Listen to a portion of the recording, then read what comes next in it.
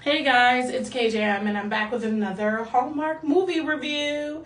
Currently in the Northeast, we're experiencing some global warming, so we're getting some 80s, late 70-degree days, and I know I'm not supposed to enjoy these days as much, but let me tell you something. I felt beautiful yesterday just taking like a nice walk in this like 80-degree sun.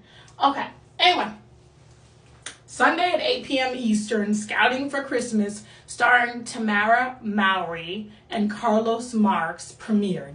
Now, I'll tell you this. When I saw this,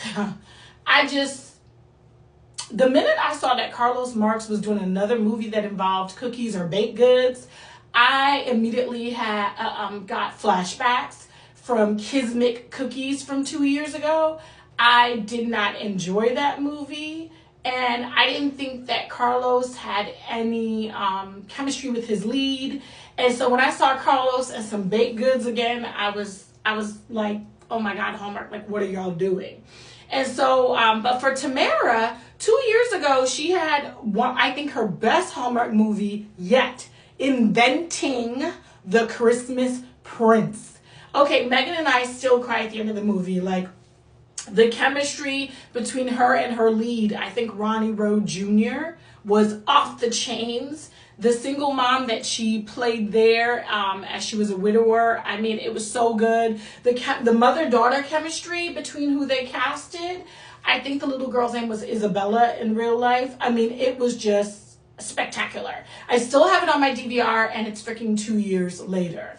So when I saw this whole Scouting for Christmas thing, I already knew this is not going to be great. So Tamara, here's a note here.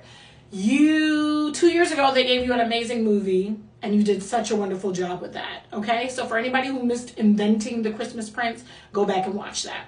Last year, they gave you the start of a great mystery series. I didn't see a follow-up of your mystery in 2024, but let your seasoned actress, okay? Let Hallmark give you these amazing scripts so you can deliver these performances. Don't have them give you something like Scouting for Christmas. So when I read a title, I can almost sniff out when Christmas is a secondary theme to a movie that could happen in any season. This is a movie that could happen in any season, okay? Unlike 'Twas the Date Before Christmas, because everybody knows you can bring a blind date to any family event and it could be a catastrophe. But Christmas, there's a lot of pressure to have love in your life around that time. And so that movie was perfect for the Christmas season. Same thing with Holiday Crashers. I mean, if it was a daggone St. Patrick's Day thing, it wouldn't have been as dramatic as crashing a bunch of Christmas parties and, pretending to be other people. So Scouting for Christmas, I'm going to give it a 5 because I do like Tamara's movies. And as of late, like, I've now become a fan after Inventing the Christmas Prince.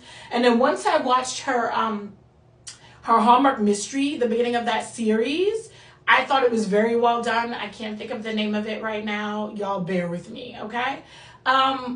Yeah, so I'm going to give it a 5, even though it probably deserves lower. So I watched it yesterday evening, and you guys know I like to watch the movies early in the morning. But if the movie is a standout, like Autumn at Apple Hill was, even in the evenings when I'm super tired and I'm trying to, like, pry my eyes open, I'm going to love the theme. I'm going to whatever. Like, I didn't even want to learn these characters' names.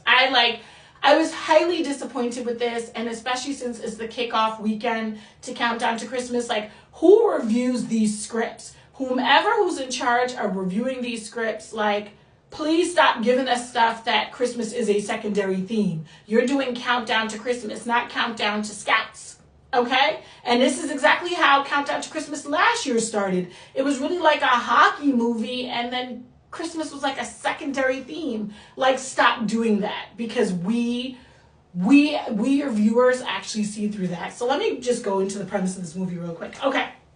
So Angela's a single mom, and she has her adopted daughter, Brooklyn. She's taken care of full time, and she's busy. She's a working mom. She's a realtor. And, Brooklyn's in the Scouts. and they always have all these events, and Angela's always running behind, but she gets her daughter there. Okay, props to having an unorthodox family setting, because adopted parents obviously are parents, right? And so it was good to see that not everything falls in the line of this perfect nuclear family. Also, Angela's divorced. It just didn't work out with Brooklyn's father. They still co-parent pretty well, but they're divorced. And her daughter is in the Scouts. She wants to get to Scouts on time, but she also wants to find mommy a new boyfriend. So I kind of like that theme too, because a lot of people believe that single moms should just stop dating. But I have a lot of friends that were raised by amazing stepfathers. And not only that, the stepfathers adopted them, gave them their last name, and that is the only father that they know. I have some friends that are like that, and they're so close to their stepdad. So how can we find good father figures if we can't date? Yes, single moms have to be, and single dads have to be careful who's around their children for sure. But there's a potential to find an even better parent for your child if it didn't work out with their, with the other spouse. But anyway. And especially if the other spouse is absentee. So we find out that Brooklyn's father's like an archaeologist, and he's always on these trips and focusing on his work. So that's why he trusted Angela with her. We can see mother and daughter have a beautiful relationship. Brooklyn has a favorite bakery that she goes into. Mr. Glass, aka William, is the owner of that bakery. Brooklyn's always in there getting free goods. I don't know if that child ever paid for a single cookie. Okay, I don't know if I even saw a single cookie paid for, or a brownie or anything. So William's there. He's not dating. It's him and his mom running the bakery, and his mom is like, you gotta be open to love while you bake the treats. And then, he starts thinking that maybe he should expand his bakery, have multiple locations, and just take on more of a managerial role, even though he loves baking, right? So in walks in Angela, and we instantly realize William has a crush on her. She's obviously oblivious. She's focusing on balancing being a mom, a working mom at that. And so she's just trying to make Brooklyn happy and have her have the best Christmas ever. Well, the scouting people are going to throw some sort of ball, which is very random. They're going to throw some sort of ball around Christmas, and they need all the moms to help. And so, Angela says she'll help. She'll do what she can do. They don't really trust her to do a lot because they know that she's working. As far as William, Brooklyn tells him that for the ball, they need a vendor. They need, baked goods. He could apply and see if he gets the bid. He didn't end up getting the bid, so he decided, maybe he shouldn't be baking. Maybe he should just be expanding his business.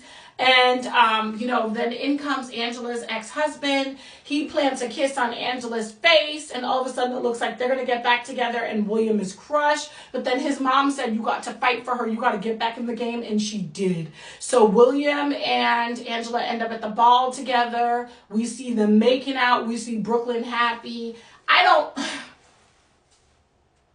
Hallmark, I don't drink, okay? I don't drink. And the way y'all did this movie, I needed some vodka, okay? Or maybe some booze, or maybe, some barefoot. I needed something to get through this movie, prying my lashes open to figure out what is going on here. This just wasn't good. It wasn't good. And I don't believe Tamara and Carlos had any chemistry. It was not good. Tamara, don't let them hand you any more of these boring ass scripts. I understand that we need to make old Hallmark fans happy with these types of scripts, but there was no spark in this. This could have been done in any season. There was just nothing there that made me want to commit to this movie, so I told Megan, don't watch it. So Megan is enjoying the global warming right now. She is out in the weather, and she's not about to watch Scouting for Christmas. So y'all still got me, okay? Y'all still got me. Megan will not be on board and commit to anything if I say it's not great, if it's like before Halloween, okay? Her Christmas starts after Halloween. Okay, she don't go on to count down the Christmas schedule. So Megan said she's out in the sun and she's glad that the movie was boring because she ain't trying to watch no Christmas movies while it's 80 degrees outside. And that's reasonable. All right, did y'all watch Scouting for Christmas? You guys let me know. I was super disappointed. I knew based on the title it wasn't going to be great, but I didn't realize it was going to be kind of painful, kind of pointless, and a movie that could have been done in any season. I don't know. It's KJM and I'm out until the next review. This Thursday, Miracles of Christmas starts.